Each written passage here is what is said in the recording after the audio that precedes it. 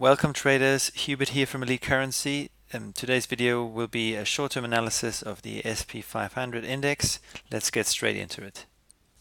So here we are with an overview chart of the S&P 500. You may recall that prior to my break I was more focused on the Nasdaq index.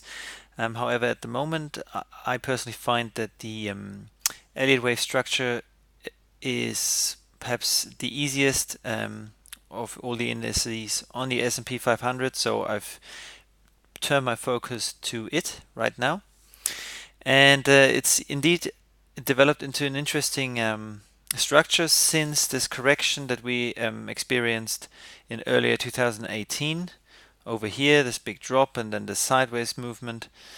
It ended in probably in a somewhat unusual fashion, meaning that it was a WXY, so a double sideways correction, where Y didn't go as low as W. That can happen, but it's not that super common. So it was a bit of a tricky one to understand what was going on in the initial stages, as the price action was continuing with its bull trend. But now that we've got a bit more history printed on the chart, we can see now a nice Elliott wave shape developing that should now mean pretty much the final phase of a multi-year uptrend before a significant correction will set in.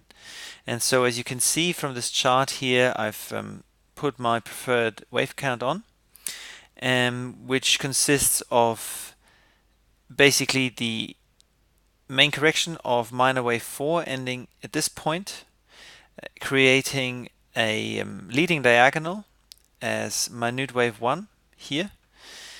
Now we're somewhere in the middle of the third minute wave 3. And minute wave 3 appears to be extended, as is classic in Elliott wave patterns anyway. And so you can see that I've marked in several subwaves that are probably unfolding as we speak. We're right now at this point here, so at the final stages of this second subwave of minute wave 3. And so I expect price over the next few trading days to stay above this level still here at 2,863, which was more or less the top of this first wave here in blue. So as long as price stays above here and creates another higher high, then this count continues to be confirmed. And so my prediction is as shown here in these price projection lines. This is what I expect to happen. I expect that price will continue higher but struggle more and more to do so and become more and more of an arched kind of shape that will peter out and then have a final push in this minute wave 5, and then I believe we can finally put a lid on this entire structure for the time being, and a much more significant correction than what we've seen in early 2018 should then finally set in.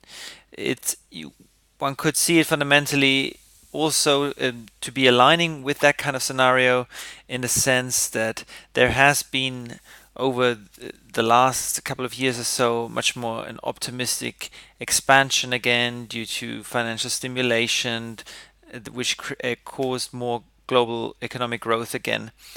All of this is now coming a bit more to an end again as monetary policies are changing, and also the effects of the stimulation are simply slowing down, and we're now coming back more to a ground where things don't appear as rosy anymore as they may have been after the initial benefits of this economic stimulation we've seen over the recent years.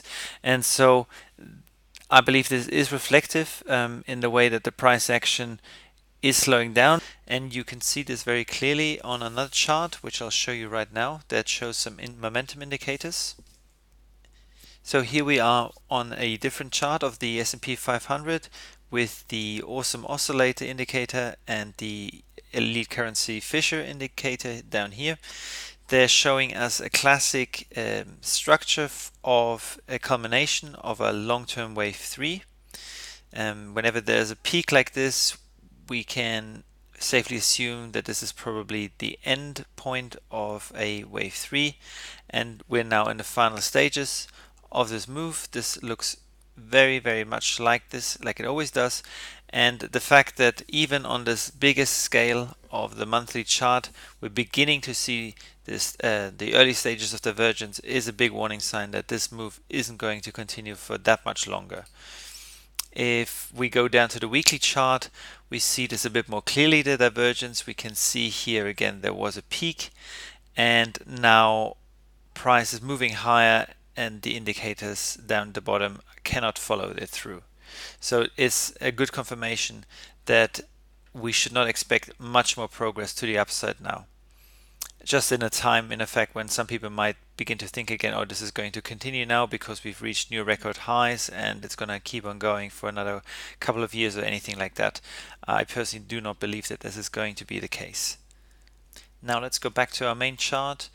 What does this all mean for trade opportunities? Well, in the short term, I would probably sit out and wait these 5 subwaves to confirm themselves and play out, and then perhaps for short-term traders one could go for another round up at the end of this wave 4.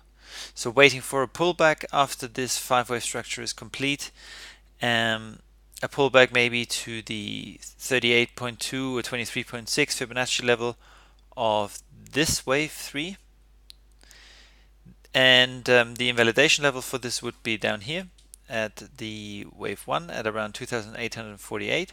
So if price comes up here, falls down and breaks below 2,848, then something else is going on. This wave count would have to be renewed, but if this doesn't happen, I'm firmly staying with this current price path. So at this point there is one final or the second final opportunity to go long, in my opinion. These Fibonacci targets, they are based on the size of this initial wave 1, of this minute wave 1 from here to here.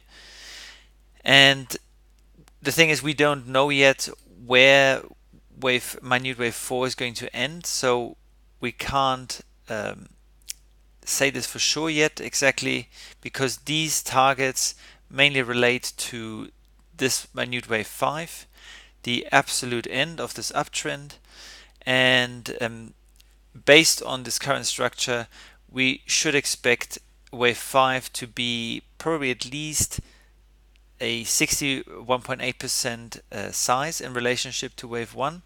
So hence I think price should reach this area at least, if not go a bit higher to equality and so on. So there's room for this still to rise up to, you know, over 3,000, 3,100, somewhere like that.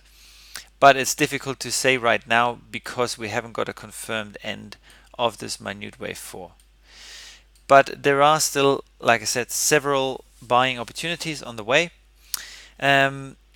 If you are more in it for the medium term, then I would personally let the structure simply unfold, get ourselves more confirmation, and then enter short positions at around this point, and then just simply have these open for longer, for multiple months, perhaps even half a year or so on, as this thing descends down and retests at the absolute very least the low points of earlier 2000, but actually much more beyond that to some previous support lower down. So overall there are still opportunities for buyers, and for patient sellers you've got to be more patient.